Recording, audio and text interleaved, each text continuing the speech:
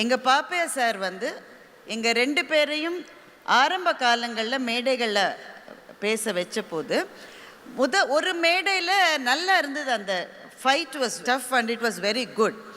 அதை நாங்கள் அடுத்த மேடையில் வந்து எங்கள் 2 பேரையும் ஒரே சைடில் போட்டார். அங்கே 2 பேரும் ஒரே அணியில் பேசுகிறோம். நாங்கள் ஒன்றும் அதை பற்றி பெருசாக நினைக்கல. எந்த அணியில் போட்டாலும் பேச வேண்டியது தானே.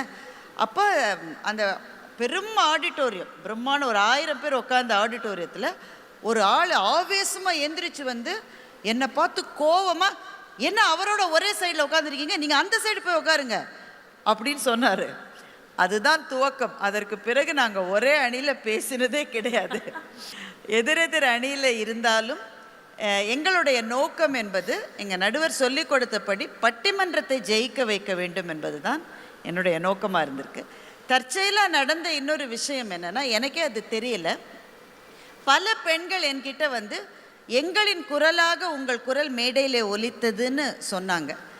அப்போ தான் எனக்கு தெரிஞ்சது, என்ன அறியாமலே என்ன பேசினாலும் எந்த தலைப்பில் பேசினாலும் பெண்களினுடைய பக்கத்தில் என்ன நியாயம் இருக்கிறதுன்றது கூடுதலாக சொல்லுகிற ஒரு குரலாக என் குரல் இருந்தது என்பதை எனக்கே புரிய வைத்த என்னுடைய ரசிகர்களுக்கு இந்த நேரத்தில் நெஞ்சார்ந்த நன்றியை தெரிவித்துக் கொள்கிறேன்.